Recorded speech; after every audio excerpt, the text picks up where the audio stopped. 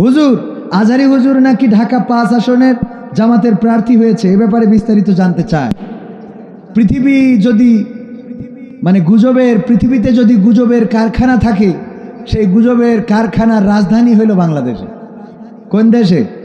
না মরতি মরে ফেলে, কথা কয় না, না মরতি মেরে ফেলে। ইন্নালিল্লাহ পড়তি পড়তি দফারফা হয়ে যায়, হঠাৎ করে সে লাইভে এসে বলে আমি মরি নাই। ঠিক না ভাই? ঠিক। আজহারি ভাই ঢাকার 5 আসনে জামাতের প্রার্থী হয়েছেন, এটা জামাতরাও জানেন না, জামাতের আমির ডাক্তার শফিকুর রহমানও জানেন না, সেক্রেটারি মিয়া গোলাম পরোয়ার সাহেবও জানেন না, অন্য সেক্রেটারিরাও জানেন না, এমনকি ঢাকা 5 আসনে যেসব দায়িত্বশীল রয়েছেন ওনারাও জানেন না। কিন্তু আমাদের মকসেদ মিয়া স্ট্যাটাস দিয়েছে, যা চেয়েছিলাম তাই হয়েছে। আল্লাহু আকবার। ওরে বাবা, ও যা চাইলো তাই। আল্লাহর ওলি পীর সাহেব মিজানুর রহমান আজহারি, উনি নির্বাচনের প্রার্থী হন নাই এবং উনি স্পষ্ট জানিয়েছেন উনি প্রার্থী হবেনও না। উনি বাংলাদেশে একজন শায়েখ আহমদুল্লাহ হুজুর যেভাবে সব মানুষের কাছে ভালোবাসা নিয়েছেন, পেয়েছেন, এরকম একজন মানুষ হিসাবে নিজেকে উপস্থাপন করতে চান। সবাইকে সংসদ সদস্য হতে হবে এমন কোনো কথা না, 300 লোক হইলেই তো হয়ে যায়, ঠিক কি না? একটা সংসদ চালানোর জন্য 300 লোক হইলেই তো হয়ে যায়। ইরানের প্রেসিডেন্ট হন একজন আহমাদি নেজাদ, তারপরে অন্য আরো অনেকেই, কিন্তু তাদের নেতা থাকেন একজন আয়াতুল্লাহ খামেনি হন যে কোনো নেতা। এই খামেনি প্রেসিডেন্টের উপরেও ভূমিকা রাখেন। তো এই জন্যই অনেকেই আছেন যারা এই সংসদ সদস্যদের নিজেরা পরামর্শ দিয়ে পরিচালিত করবে। হতে পারে না ভাই? সবাইকে সংসদে যে কথা বলতে হবে এমন কোনো কথা না, বরং সংসদে যে কথা বলবে তাকেও শিখানোর মতো লোকের দরকার আছে না নাই? যেমন আমাদের স্যার, উনি, আমি যদি, আল্লাহ মাফ করুক, আমার তো হবে না, আমাকে ভোট দেবে না, কই লাভ নেই। ধরেন আরেকজন এমপি মেম্বার চেয়ারম্যান হয়েছে, উনার ছাত্র, তো চেয়ারম্যান হওয়ার পরে উনি তো জীবনে চেয়ারম্যান হয় নাই, উনি চেয়ারম্যানের পরামর্শ দিতে পারে না যে তুমি এইভাবে জনগণের মন জয় করবা, পারে না। তো এই রকম মিজানুর রহমান আজহারি ভাই প্রার্থী হন নাই এবং তিনি প্রার্থী হবেন না।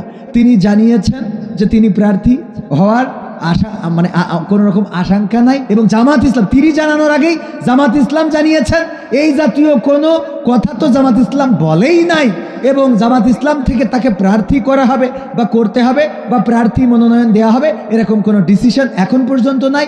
ভবিষ্যৎ আল্লাহু আলাম, আল্লাহ যেটা জানেন সেটা আল্লাহর কাছে।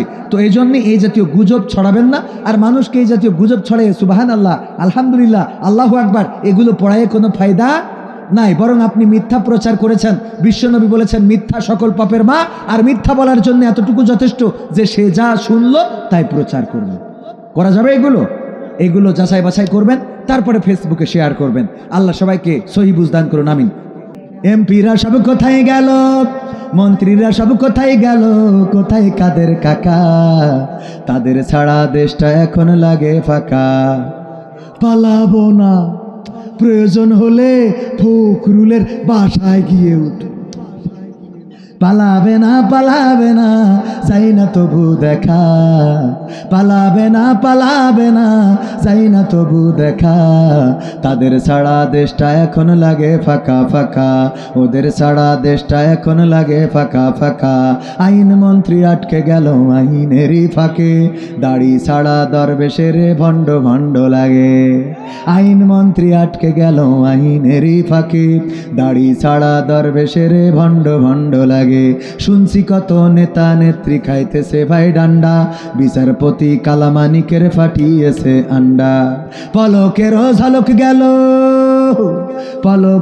ঝলক গেল থামিয়ে নেটের চাকা, তাদের ছাড়া দেশটা এখন লাগে ফাঁকা ফাঁকা, ওদের ছাড়া দেশটা এখন লাগে ফাঁকা ফাঁকা। কই গেল সেই সংসদেতে মমতাজের গান, কোথায় গেল হজরত বলা শামীম ওসমান। কই গেল সেই সংসদেতে মমতাজের গান, কোথায় গেল হজরত বলা স্বামী ওসমান, ইনু মেনন্দি পুমনি আছে কারাগারে, বাপ করিলেও পাপ কখনো ছাড়ে কি আর তারে। কোথায় গেল স্পিকারের, কোথায় গেল স্পিকারের দৃষ্টি আঁকা বাঁকা, তাদের ছাড়া দেশটা এখন লাগে ফাঁকা ফাঁকা, ওদের ছাড়া দেশটা এখন লাগে ফাঁকা ফাঁকা। কোথায় গেল আরাফাত আর ব্যারিস্টার সুমন, কথা বলার সময় তারা করেনি ওজন, মুরগি কবির খাইছে ধরা জাফর কোথায় আছে, গোপনে কি সেও গেল মোদি দাদুর কাছে।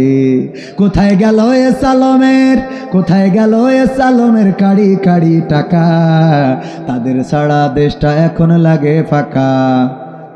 লাগে না, লাগে না, কেন লাগে? আগে যদি কিছু হতো মিডিয়ায় এসে পরে বলে দিত এটা জামাত শিবিরের কাজ, ঠিক না বেটে? আবার কোনো কিছু হইলেই একটা সলিউশন বেরোয় যেত। বেগুন সংকট, বললো কুমড়ো দিয়ে বেগুনি বানাও। মরিচ সংকট, বললো মরিচ শুকায়ে ফ্রিজে রেখে দাও। কাঁচামরিচ ফ্রিজে রাখো, পানিতে ভিজাইলে জেতা হয়ে যাবে। এমন নানান সলিউশন দিয়ে দিত। ওগো আমার ভাইরা, এখন এই সলিউশনগুলো কি পাওয়া যায় নাকি? এই মোবাইল কে দিয়েছে? তো মোবাইল যেহেতু তোমরা দিলে, তো যাওয়ার সময় নিয়ে যাও। কথা কয় না। মাহফিলে কোনো হাসি তামাশা চলে, কথা কয় না। হাসি তামাশা করা যাবে? আমি যতটুকু করেছি মাহফিলের প্রয়োজনে যেটুকু লেগেছে সেটুকু করেছি, বোঝেননি? অনেকে হয়তো বলবে হুজুর আপনি তো এরকম কথা বলেন, এরকম। যেটা বলেছি সেটা আপনাদের প্রয়োজনের জন্য বলেছি, যাতে বুঝতে সহজ। কথা কয় না। কিছু কথা আল্লাহ রাসূল সাল্লাল্লাহু আলাইহি সাল্লাম মাঝে মাঝে উপমা দিয়ে বুঝাতেন। সেই উপমার দিকে আমি যাব না, আছে অনেক ঘটনা, বোঝাতে পারতাম, বলতে পারতাম। আবার ক্রীড়া কৌতুক এগুলো যে একদম বাতিল তা কিন্তু নয়। এটার সাথে যদি সত্যতার সংমিশ্রণ থাকে তাইলে কোনো অসুবিধা। বিশ্বনবী বললেন যে মুরব্বী মানুষ তো জান্নাতে যাবে না, তো বুড়ো মানুষ কান্না শুরু করে দিয়ে সারের মতো লিখে বলছে, বাবা এত হাওয়া করার দরকার নেই। আল্লাহ তোমারে যেদিন জান্নাত দিবে সেদিন তোমারে যুবক বানায় জান্নাত দিবে। বলেন সুবহানাল্লাহ। বুড়ো মানুষের জান্নাত দিবে না, এই কথা আল্লাহ রাসূল মজা করে বলেছেন। আল্লাহ রাসূল শুধু এমন মজা করেছেন তা নয়, এমনও বলেছেন, কালো মানুষকে ডেকে বলেছেন তুমি তো কালো মানুষ। আল্লাহর জান্নাতে কোনো কালো মানুষ থাকবে? আল্লাহর জান্নাতে কোনো কালো মানুষকে আল্লাহ জান্নাতে রাখবে? জান্নাতে যারা যাবে তারা সুদর্শন, তারা সুশ্রী, খুবই সুন্দর, আলোক নূরের মতো উজ্জ্বল। ওই সাহাবী বলছে, তা আমি কালো হয়েছি কি আমি ইচ্ছা করেছি না আল্লাহ বানাইছে আমার? আল্লাহর নবী বললেন, ওগো আমার সাহাবী, আল্লাহ তোমার এই ইচ্ছা করে কালো বানাইছে। আল্লাহর নবীর সাহাবী বললেন, তাইলে আমার অপরাধটা কোথায়? কেন আমার জান্নাত দেওয়া হবে না? ওগো নবী আমি কালো মানুষ, কেন জান্নাতে যাব না? আল্লাহর নবী বিশ্ব নবী বললেন, ওগো কালো যুবক, তুমি যেদিন জান্নাতে যাবা সেই দিন আল্লাহ তোমার সুদর্শন যুবক বানিয়ে জান্নাতে দিয়ে দিবে। এমনকি আলী রাদিয়াল্লাহু তাআলা আনহু সহ অনেক সাহাবী, ওমর রাদিয়াল্লাহু তাআলা আনহু, আবু বকর রাদিয়াল্লাহু তাআলা আনহু সবাই মিলে গোল করে বসে খুরমা খাচ্ছেন। আল্লাহর নবী খুরমা খান, পাশে বসা আলী রাদিয়াল্লাহু তাআলা আনহু খুরমা খাচ্ছেন আর বিচিগুলো রাখছেন আলী রাদিয়াল্লাহু তাআলা আনহু। যেখানে বীজ রাখছেন সেখানে একই জায়গায়, যেখানে আলী রাদিয়াল্লাহু তাআলা আনহু বীজ রাখছেন সেখানেই আল্লাহর নবী সাল্লাল্লাহু আলাইহি সাল্লাম বীজ রাখছেন। মজা করে বিশ্ব নবী খাওয়া শেষে বললেন, ওগো আমার সাহাবীরা দেখো তোমরা কে কত খুরমা খেয়েছো, তার থেকে মনে হচ্ছে আমার আলী যেন অনেক বেশি খুরমা খেয়ে ফেলেছে, কতগুলো বিচি তার সামনে। আল্লাহ রাসূল বলছেন কাকে? আলী রাদিয়াল্লাহু তাআলা। কত মহব্বত। আলী রাদিয়াল্লাহু তাআলা মজা করে বললেন, আসলে ওগো আমার নবীর সাহাবীরা, আমার সামনে তো অনেক বেশি অসুবিধা নাই, কিন্তু আমাদের বিশ্ব নবী মুহাম্মদ সাল্লাল্লাহু আলাইহি সাল্লাম দেখো মনে হচ্ছে খুরমাগুলো বিচি সহ খেয়ে ফেলেছে, কারণ সামনে একটা বিচিও নেই। কত সুন্দর মজা করতেন। এই মজা করা, আনন্দ করা, খুশি করা ইসলামে আছে না নাই? আল্লাহর নবী স্ত্রীকে ডাকলেন, বললেন চলো। কয় কোথায়? চলো একটু দৌড়াই। কোথায় দৌড়াবো?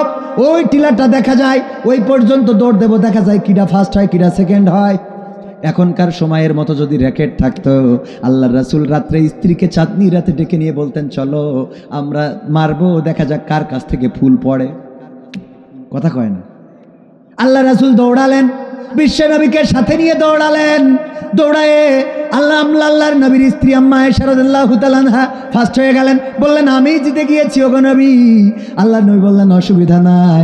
আবার যেদিন চাঁদনি রাত আসলো, কিছুদিন যাওয়ার পরে, কিছু কাল অতিবাহিত হওয়ার পরে বললেন চলো আজকে আবার একটু দৌড়াই। দৌড় দিলেন। আম্মা আয়েশা রাদিয়াল্লাহু তাআলা আনহা এবার হেরে গেলেন। বিশ্ব নবী সাল্লাল্লাহু আলাইহি সাল্লামের সামনে মাথা নিচু করে দাঁড়ায় রইলেন। আল্লাহর নবী বললেন আয়েশা মন খারাপ করো না, তুমি আমাকে একদিন হারিয়ে দিয়েছিলে, আমি তোমার স্বামী, আমি যদি তোমার কাছে হেরে থাকি কেমন হয়? এই জন্যে আজকে আমি জিতে যেয়ে তোমার সাথে সমান করে নিলাম, গোল ডোরা ডোরা হয়ে। আর আমরা স্ত্রীর সাথে, ওরে বাবা, স্ত্রীর সাথে কথা বলতে গেলে ওর মিজাজ যেন 100 গিয়ারে থাকে। পানি দিয়েছে গরমকালে, পানিটা একটু গরম, এই কল চেপে ফেলাই দিতে পারিলি না আগের একটু? ওরে বাবা লাগছে, আছে না নাই? মিজাজ খারাপ হয়, ভাত ছেলে ফেলাই দেয়, আছে না নাই? এগুলো এই অঞ্চলে